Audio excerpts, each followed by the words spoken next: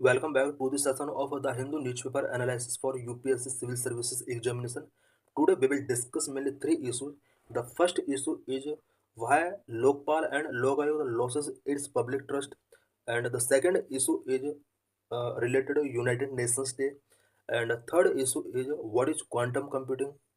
So let's discuss all the issues in detail. What is Lokpal and Lokayukta Act 2013? Why it is losing public trust? Lecture is important for prelims for means. Why in which anti-graft body Lokpal's performance records show a sharp decline in public engagement.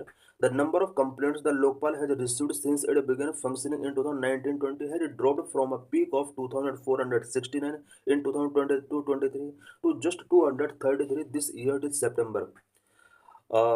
Lokpal का performance record show कर रहा है कि लोकपाल का public engagement decline हुआ है 2022-23 में, जहां इसको ईयरली 2469 केसेस कंप्लेंट रिसीव हुआ। वहीं इस ईयर सितंबर तक इसको ओनली 233 कंप्लेंट रिसीव हुआ है।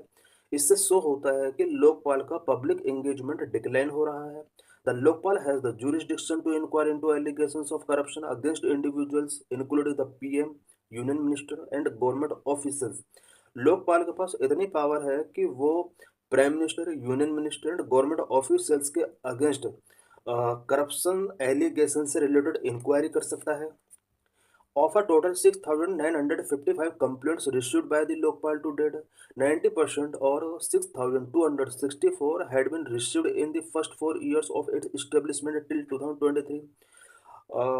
अभी तक लोकपाल के बिफोर 6,955 कंप्लेंट इसको रिसीव हुआ है, जिनमें से 90% कंप्लेंट और 6,264 कंप्लेंट स्टार्टिंग के 4 इयर्स में इसको रिसीव हुआ। इट मीन्स प्रेजेंट में लोकपाल को उतनी कंप्लेंट नहीं रिसीव हो रही है जितना होना चाहिए।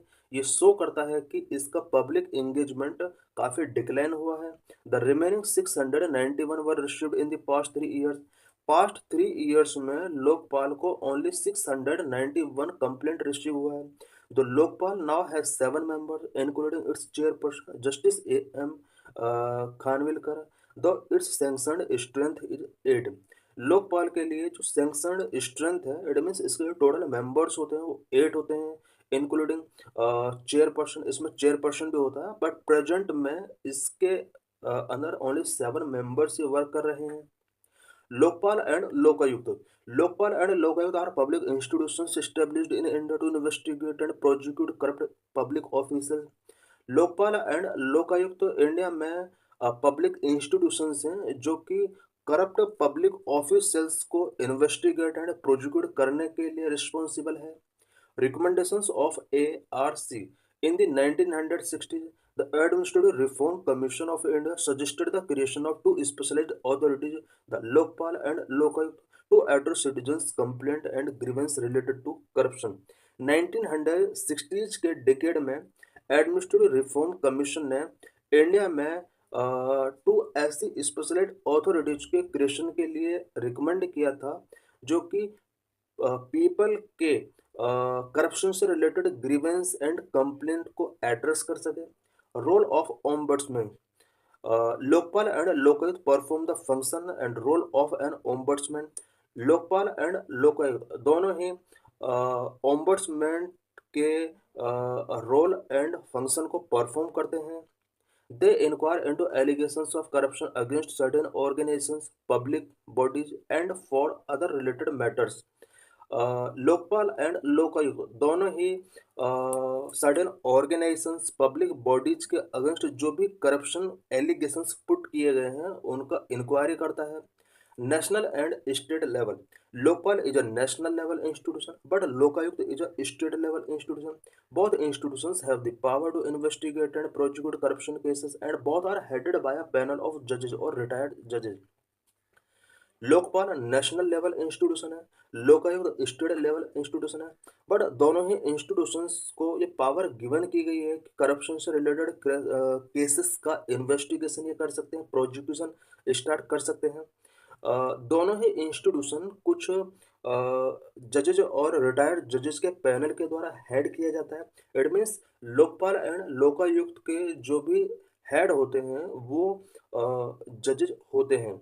Jurisdiction: The Lokpal and Lokayukta handle complaints against ministers and top government officials. Lokpal and Lokayukta दोनों ही मिनिस्टर्स एंड गवर्नमेंट ऑफिशियल्स के कंप्लेंट्स को इंक्वायर करते हैं।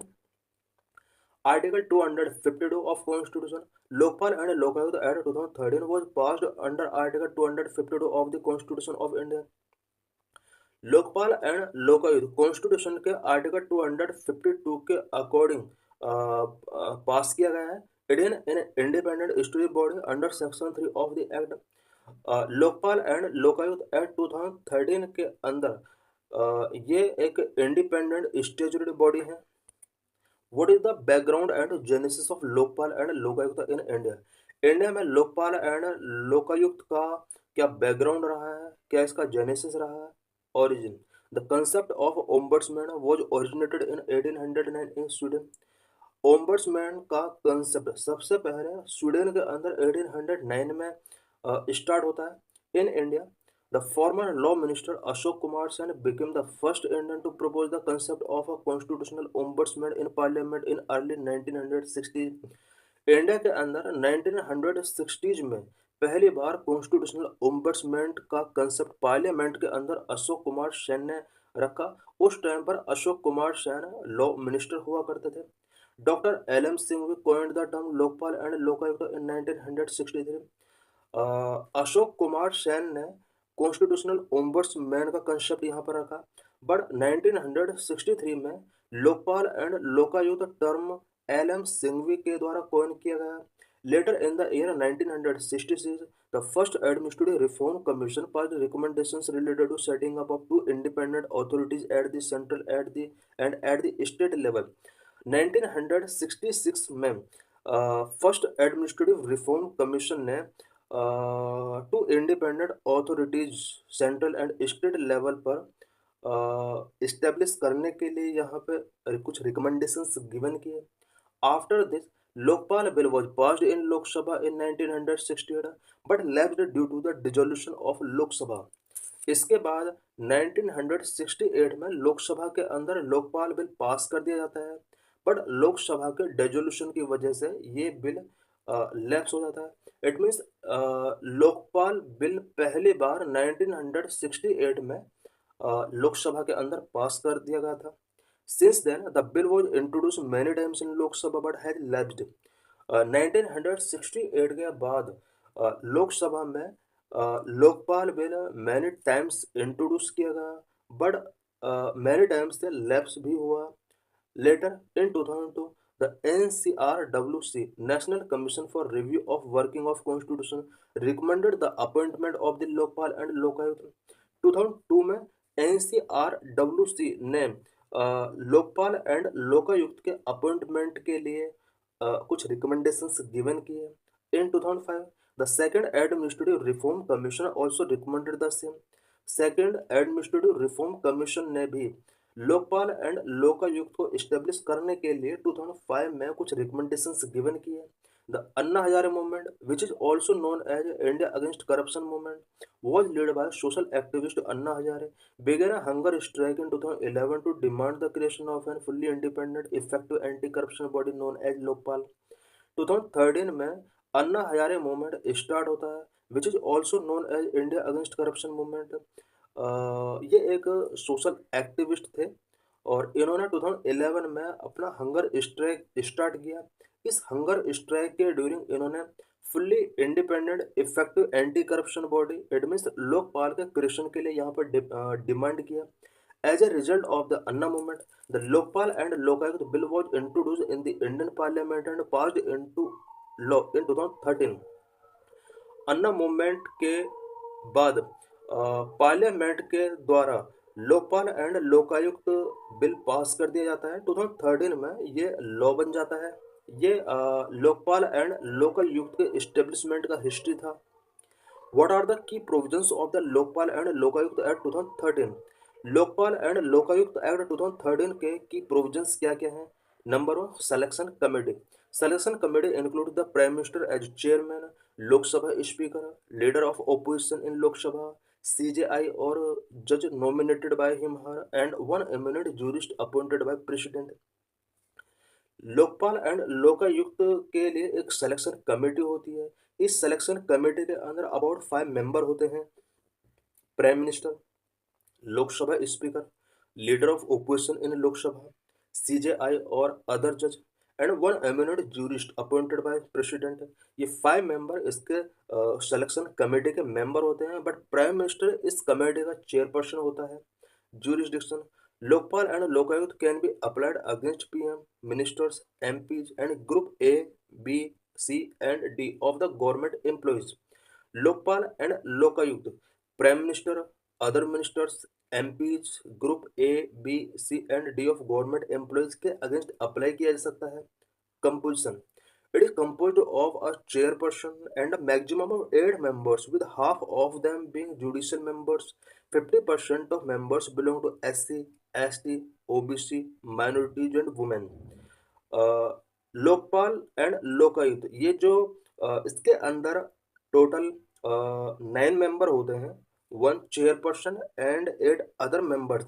बट इनमें से 8 अदर मेंबर्स में से हाफ मेंबर जो होते हैं वो जुडिशियल मेंबर होते हैं, और इन सभी मेंबर में से 50% member SC, ST, OBC, minorities and women community से बिलोंग करना चाहिए। Superintendent, it has the power of superintendence and direct any investigative agencies such as CBI for cases referred to it by the Lokpal. Lokpal and Lokayukta को ये power given की गई है कि वो किसी भी इन्वेस्टिगेटिव एजेंसी को डायरेक्ट कर सकती है, सच एज सीबीआई को ये डायरेक्ट कर सकती है। कोई भी केस लोकपाल के द्वारा अगर सीबीआई को रेफर किया जाता है, देन ये सीबीआई को डायरेक्ट ये सुपरिंटेंडेंस करने की पावर इसको रिसीव हो जाती है। Foreign contribution regulation act 2010 FCRA jurisdiction include foreign donations in excess of rupees 10 lakh per year under the FCRA। FCRA के अंडर फॉरेन डोनेशंस रिसीव करने के लिए एक लिमिट सेट की गई है, बट ईयरली अगर 10 लाख के अबव डोनेशंस रिसीव होते हैं, देन वहाँ पर लोकपाल एक्ट अप्लाई हो सकता है। The Act provides a requirement for establishing local institutions, though state legislation within 365 days of the Act coming into effect। Lokpal and Lokayukta act 2013 के अंदर ये प्रोविजन किया गया है कि इस एक्ट के पास होने के 365 डेज के अंदर हर स्टेट को एक लोकायुक्त इंस्टीट्यूशंस इस्टेब्लिश करना होगा। What are the limitations of Lokpal and Lokayukta act 2013? Lokpal and Lokayukta act 2013 के क्या क्या लिमिटेशंस हैं? The Lokpal and Lokayukta act 2013 has various drawbacks that have been criticized by experts and activists such as number one, lack of independence. This had allowed the government to have a significant influence over the appointment and functioning of the lokpal, raise concern related to its independence. Lokpal and Lokayukta act Lokpal के appointment and functioning से related government को significant power given करता है। इससे Lokpal and Lokayukta के independence से related को concern raise होते हैं। Number 2, anonymous complaints not allowed. The act does not permit anonymous complaint made at potential whistle blower from coming forward. इस एक्ट के अंदर एनोनिमस कंप्लेंट्स का परमिशन गिवन नहीं किया गया है। Number 3, limitation of 7 years. This act set a 7-year limitation period to file a complaint. For some cases, it is not be sufficient. इस act के अंदर कंप्लेंट फाइल करने के लिए 7 ईयर का लिमिटेड टाइम पीरियड सेट किया गया है, जो कि कुछ केसेस के लिए सफिशिएंट नहीं है। It means 7 year old case का कंप्लेंट लोकपाल या लोकायुक्त के बिफोर नहीं किया जा सकता है। Number 4, severe punishment for a false complaint. The act provide for heavy punishment for false और frivolous complaints which may hesitate people from coming forward with the valid complaint. कोई भी पर्सन अगर फाल्स और फ्रिवलस कंप्लेंट रेज करता है, उसके against heavy punishment इस act के अंदर प्रोविजन किए गए हैं। इससे पीपल कंप्लेंट करने के बिफोर हेजिटेशन उनके अंदर क्रिएट हो सकता है। Number 5, lack of transparency. The act has non transparent process for dealing with complaints against the prime minister. Prime minister के अगेंस्ट कंप्लेंट को डील करने के लिए इस एक्ट के अंदर ट्रांसपेरेंसी प्रोसेस का लैक है। इट मीन्स प्राइम मिनिस्टर के अंदर कंप्लेंट से रिलेटेड इंक्वायरी या बेटर तरीके से नहीं कर पाता है। Number 6, against any public servant Lokpal can not initiate N investigation on its own. किसी पब्लिक सर्वेंट के अगेंस्ट अगर कोई कंप्लेंट रिसीव होता है, उसके अगेंस्ट लोकपाल इन्वेस्टिगेशन बेटर तरीके से नहीं कर पाता है। What is the existing governance framework to check corruption in India. India में करप्शन को कंट्रोल करने के लिए एग्जिस्टिंग गवर्नेंस फ्रेमवर्क क्या है? Number one, prevention of corruption act 1998। This is a main law for addressing corruption in India. It provision for the punishment of public servant engage in corrupt practices. India के अंदर पहली बार 1988 में prevention of corruption act 1988 पास किया गया। ये India में corruption को एड्रेस करने के लिए मेन लॉ है। इस एक्ट के अंदर कोई भी पब्लिक सर्वेंट अगर करप्ट प्रैक्टिसेस करता है तो उसके लिए कुछ पनिशमेंट यहाँ पर प्रोविजन किए गए हैं। Number 2, CBI, Central Bureau of Investigation. CBI is main agency responsible for investigating corruption cases involving public servant. कोई भी करप्शन केस जिसमें कोई पब्लिक सर्वेंट इन्वॉल्व है, उससे रिलेटेड इन्वेस्टिगेशन करने के लिए सीबीआई एक मेन एजेंसी है।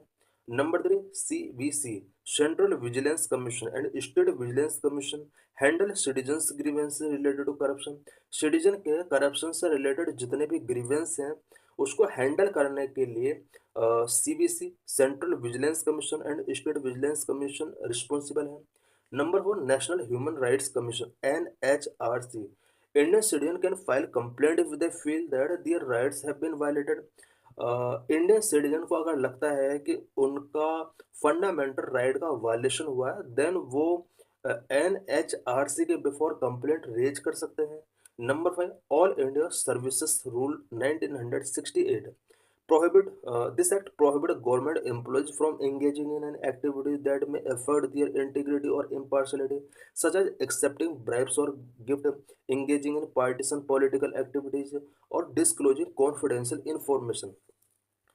कोई भी गवर्नमेंट एम्प्लॉय किसी भी ऐसी एक्टिविटी में एंगेज नहीं करेगा जो उसकी इंटीग्रिटी एंड इम्पार्शलिटी को अफेक्ट कर सकता है।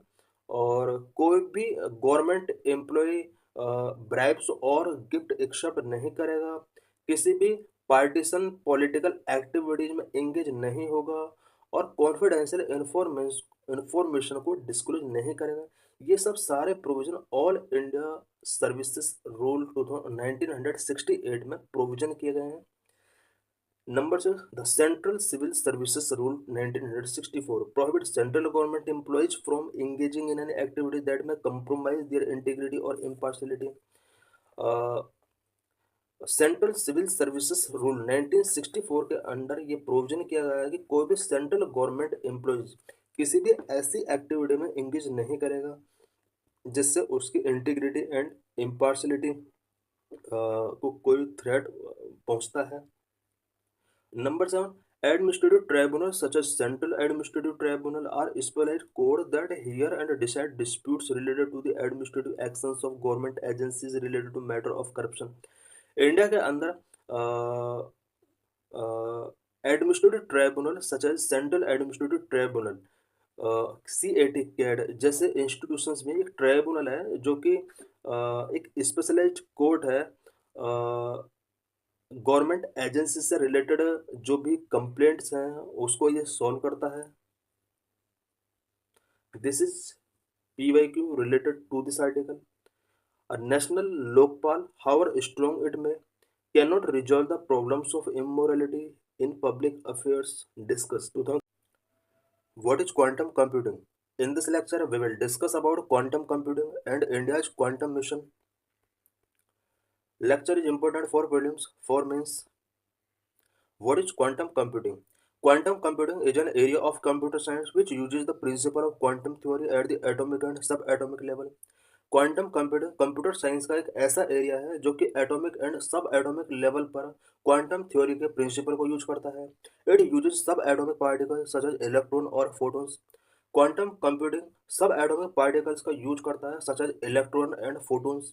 Classical computer such as laptops and smartphone encode information in binary bits that can either be ones or zeros. Classical computers such as laptop and smartphone ये binary bits के form में information को encode करते हैं. ये bits ones और zeros की form में हो सकते हैं. What is quantum bit or qubit? Basic unit of memory in quantum computer is a quantum bit or qubit. Quantum computers की जो बेसिक यूनिट ऑफ मेमोरी है उसको क्वांटम बिट और क्यूबिट के नाम से जाना जाता है. Quantum bit or qubit allow the subatomic particle to exist in more than one state at the same time. Quantum bits और क्यूबिट्स ये सब एटॉमिक पार्टिकल्स को सेम टाइम में मोर देन वन स्टेट में exist होने के लिए allow करता है. इट मीन्स यहाँ पर सेम टाइम में subatomic more than one state में एग्जिस्ट कर सकते हैं. Principle of quantum computing. Quantum computing के वेरियस प्रिंसिपल्स होते हैं such as superposition, quantum entanglement, quantum interference, quantum tunnelling. ये कुछ क्वांटम कंप्यूटिंग के प्रिंसिपल्स हैं जिनका डिटेल गिवन किया गया है. Difference between classical and quantum computing. Classical and quantum computing के बिटवीन क्या डिफरेंस है? Classical computers work on the principles of classical physics. Classical computers classical physics के प्रिंसिपल के बेस पर वर्क करते हैं. Their fundamental computing unit is the bit. Each bit represent one piece of information with two possible values 0 और 1. Classical computers का fundamental computing unit bit होता है. Bit one piece of information को represent करता है. It means 0 और 1 values, ये to value होती हैं जिनमें कन्वर्ट करके इंफॉर्मेशन रिसीव होती है और ये information only one sided information होती है. Quantum computers rely on quantum bits और qubits to perform computation. Quantum computers computations को परफॉर्म करने के लिए क्वांटम बिट्स और क्यूबिट्स पर डिपेंड होते हैं. Unlike classical bits, qubits can exist in the state 0, 1 और in a state that is partially 0 and partially 1. Classical bits से डिफरेंट क्यूबिट्स जो होते हैं वो 0 और 1 की फॉर्म में तो एग्जिस्ट करते ही हैं, साथ ही पार्शियली 0 एंड पार्शियली 1 की स्टेट में भी ये इंफॉर्मेशन को डिस्क्लोज कर सकते हैं. Quantum computers are technologically superior. Quantum computers जो होते हैं टेक्नोलॉजिकली सुपीरियर कंप्यूटर होते हैं. The networking of a quantum computer is based on the principle of quantum mechanism, an area of physics that deal with the smallest particle in the universe. Quantum computer का जो working होता है वो quantum mechanism के principle के base पर होता है. क्वांटम मैकेनिज्म फिजिक्स का एक एरिया है जो कि यूनिवर्स के स्मॉलेस्ट पार्टिकल से रिलेटेड है. Quantum computing applications. Number 1, drug designing. Quantum computing solve the difficulties of existing computational method to know the behavior of particles. It could employ superposition and entanglement to handle all the possible permutations of molecular behavior of drug efficiently. For example, pharma research outfits such as AstraZeneca and Sri International explore quantum computing potential in modeling protein. Number of artificial intelligence and machine learning. Quantum computers have the potential to improve or accelerate machine learning rather than classical performance. Quantum computing के पास इतना potential है कि वो machine learning को improve कर सकता है, accelerate कर सकता है, जबकि क्लासिकल कंप्यूटर्स इस रिस्पेक्ट में इनका परफॉर्मेंस बेटर नहीं है. It uses statistical distribution to taken machine learning problems efficiently. Number 3, optimization. Quantum computer can improve research and development, production process and supply chain optimization. For example, quantum computing decrease manufacturing process related cost and also reduce cycle times by suggesting path planning to complex process. Number four, financial sector. Quantum optimization of loan portfolios so that lenders can make better decisions, lower interest rate, and improve their offerings. Number five, cryptography. Quantum computers enable encryption, ensure hack-free data transmission by using super dense coding, secured quantum communication data. Number six, astronomy. Quantum computers could solve the mystery of unique process of the universe, such as the Big Bang and black hole, through its ability to simulate molecules and molecular process of the universe. Because quantum computing के under molecules को simulate किया जा सकता है and इसके through universe के कुछ mystery such as big bang and black hole से रिलेटेड मिस्ट्रीज को सॉल्व किया जा सकता है. Quantum computing in India. India is accelerating indigenous efforts to develop quantum computing. India quantum computing को डेवलप करने के लिए कुछ इंडिजिनस लेवल पर एफर्ट्स टेकिंग कर रहा है, such as number one, national mission on quantum computing and technology. In budget 2023, rupees 6,000 crore allocated to national mission on quantum computing and technology for 5 years. 2023 budget में India ने national mission on quantum computing and technology को support करने के लिए about 6,000 crore rupees का budget यहाँ पर 5 years के लिए एलोकेट किया. Number two, made initiatives. Launched quantum computing applications lab on AWS cloud, which focus on developing tools and methods to leverage quantum for critical national applications. India में critical national applications के लिए quantum को leverage करने के लिए ministry of information and technology के द्वारा quantum computing application lab यहाँ पर इस्टेब्लिश की गई. Number three, Indian institute of science establishing quantum technologies and application centre to conduct research. Research को कंडक्ट करने के लिए इंडियन इंस्टीट्यूट ऑफ साइंस के द्वारा quantum technologies and application centre establish किए गए हैं. Number four, TCS national qualifier test 2023 conducted a first of its kind online test to identify talent for building quantum computing skill and knowledge across India universities. India के और universities में quantum computing skill and knowledge को build करने के लिए TCS के द्वारा पहली बार ऑनलाइन टेस्ट कंडक्ट कराया गया so that quantum computing skill and knowledge को बिल्ड करने के लिए टैलेंट को आइडेंटिफाई किया जा सके. Number five, IIT Madras undertaking fundamental research and development across quantum cryptography, sensing, communication, and network, also establishing the Center for Quantum Information, Communication and Computing. IIT Madras के द्वारा पहली बार quantum cryptography, sensing, communication and network से related fundamental research and development start किया गया. साथ ही centre for quantum information, communication and computing को इस्टेब्लिश करने के लिए भी इसने इनिशिएटिव टेकिंग किए. This is PYQ related to this article. Which one of the following is the context in which the term qubit is mentioned? UPSC 2022 में question पूछा गया था. Correct answer is B, quantum computing. It means qubit quantum computing से related term है. In this lecture, we will discuss about United Nations organization. Every year we celebrate United Nations Day on October 24. Why in news? Every year, 24th October is celebrated as United Nations Day. It completed 80 years since the United Nations was established in 1945. UN Charter was adopted on this day. Officially, United Nations came into being. Every year, 24th October को United Nations Day के तौर पर celebrate किया जाता है. 1945 में इसको establish किया गया था एंड अब ये 80 ईयर्स कंप्लीट कर चुका है. 24 अक्टूबर को UN चार्टर एडॉप्ट किया गया था एंड इस दिन यूनाइटेड नेशंस को ऑफिशियली इस्टेब्लिश किया गया था और इसका कमेंसमेंट हुआ. About United Nations. The United Nations organisation was formed on 24th October 1945 इन USA. Aims to perform two major task. Number one, maintain peace among nations and promotes welfare activities. Number two, settle dispute between nations through negotiation and prevent war. United Nations organisation 24 अक्टूबर 1945 में USA के अंदर form किया गया था. Mainly इसको to major task उस time पर गिवन किए गए थे. नंबर वन, नेशंस के बिटवीन पीस को मेंटेन करना एंड वेलफेयर एक्टिविटीज को प्रमोट करना. नंबर टू, नेगोशिएशंस के थ्रू नेशन के बिटवीन डिस्प्यूट को सेटल करना एंड वॉर को प्रिवेंट करना. Significance of United Nations Organization. Number of provide technological and scientific expertise in activities like agriculture, education, health, etc. Number of provide financial support to developing nations.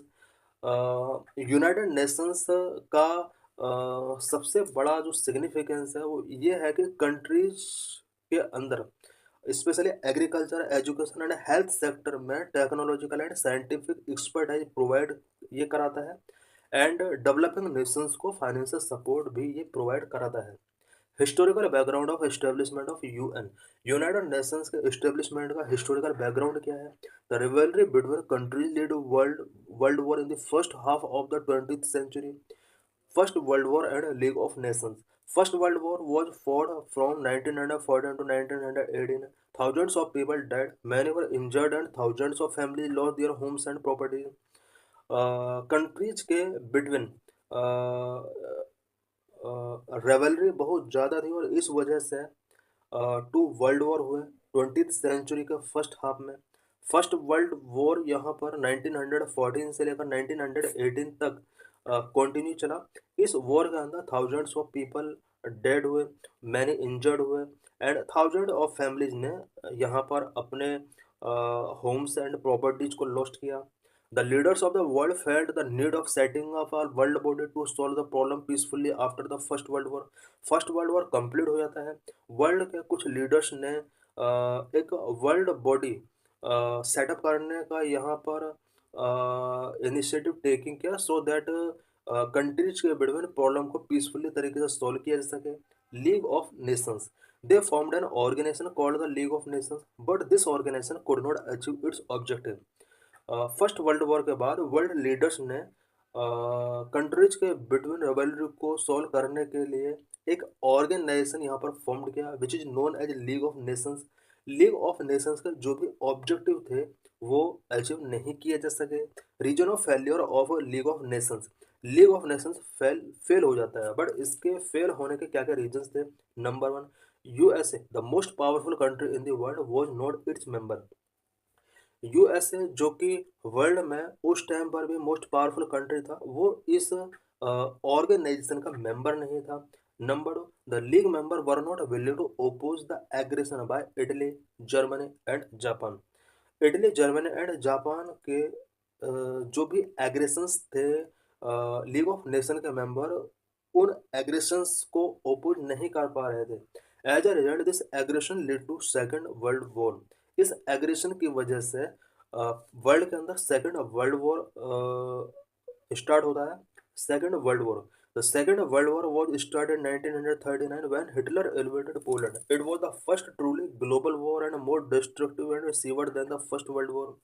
Second world war 1939 में start होता है जब Hitler ने Poland पर attack किया था।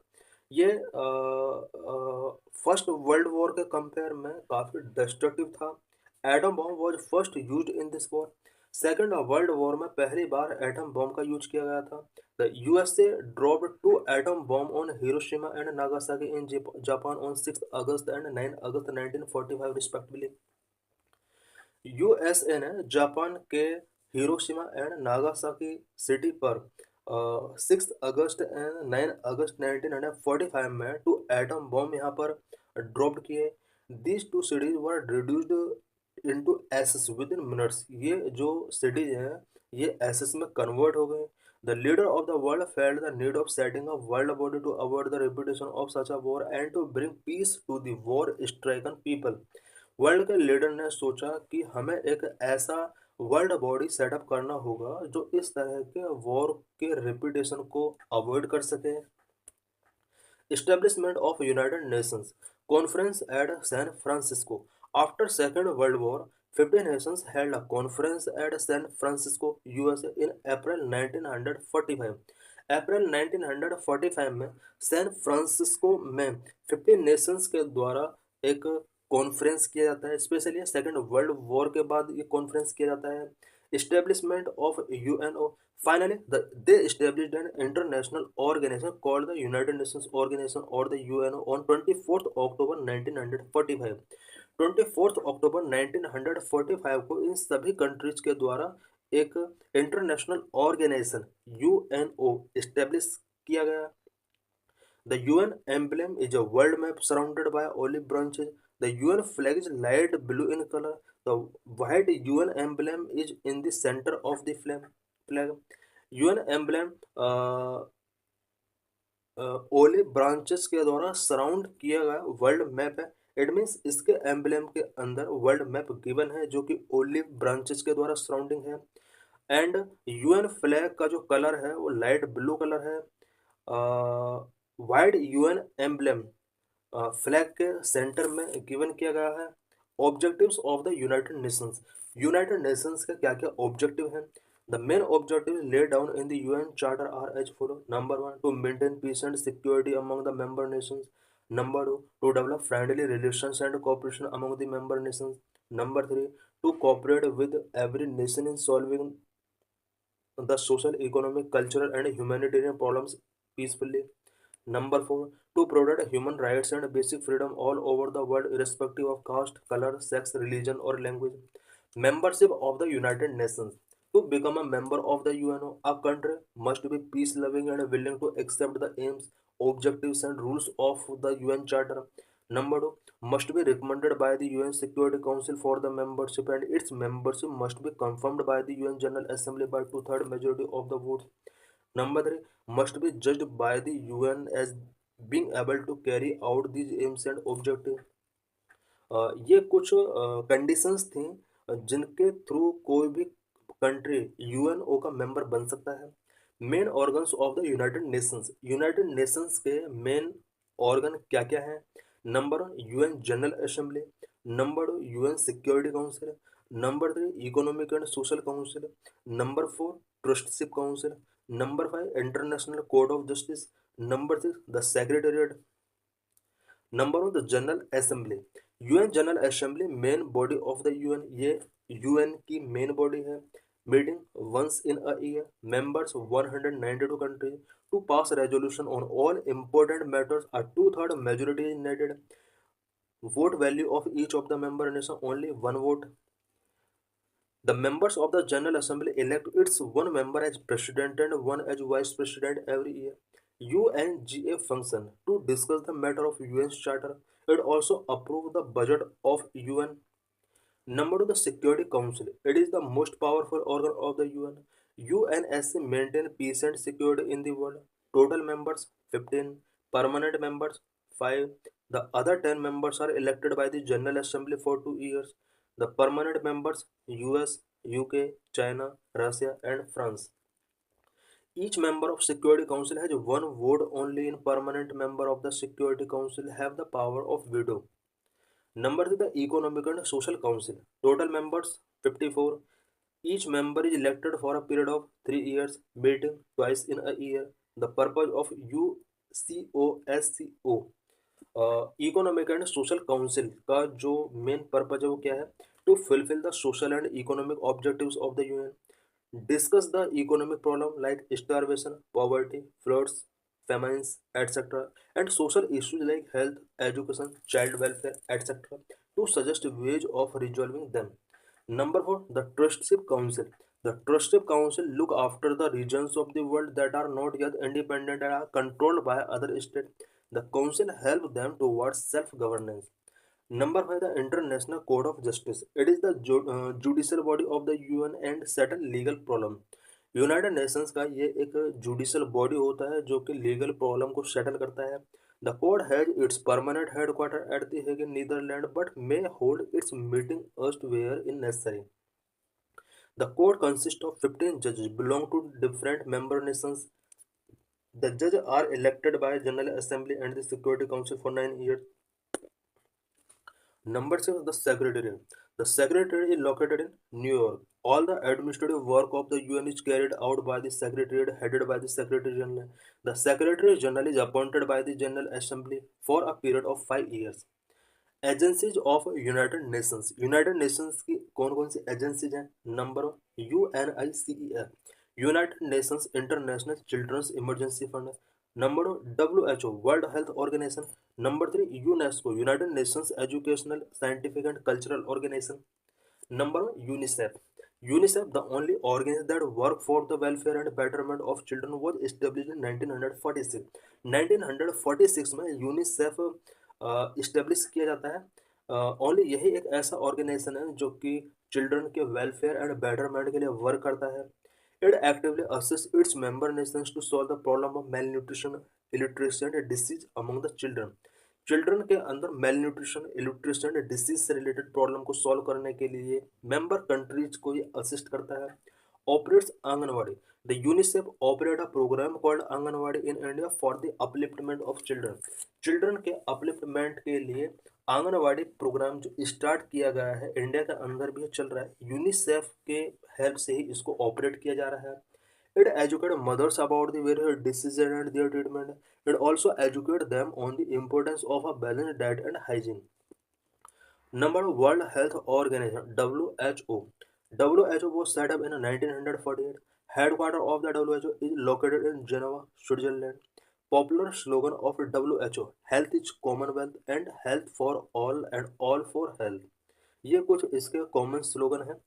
AIIMS of WHO: fighting disease and improving the health conditions. It organizes worldwide campaigns against diseases like malaria, tuberculosis, AIDS, etc. The credit for eradication of smallpox from the illiteracy world goes to the WHO. Number 3, UNESCO. The UNESCO was established in 1946. Headquarters Paris, France. Primary aim of UNESCO to educate people. It provides scientific training, especially to the backward countries. It also helps to preserve old historical monuments. Other agencies of United Nations की other agencies कौन कौन सी हैं? Number FAO, Food and Agriculture Organization. Number IMF, International Monetary Fund. Number 3, ILO, International Labour Organization. Number 4, ITU, International Telecommunication Union. Number 5, IAEA, International Atomic Energy Agency. Achievements of United Nations. Number 1, it has solved dispute between countries like Iran and Iraq, Pakistan and India, etc. Number 2, it helped developing countries to fight illiteracy, poverty and disease. Number 3, it played a major role in arms control by stopping nations from using inhuman and toxic weapons. Number 4, it helped to ensure better working conditions for industrial workers. So thanks for watching this video.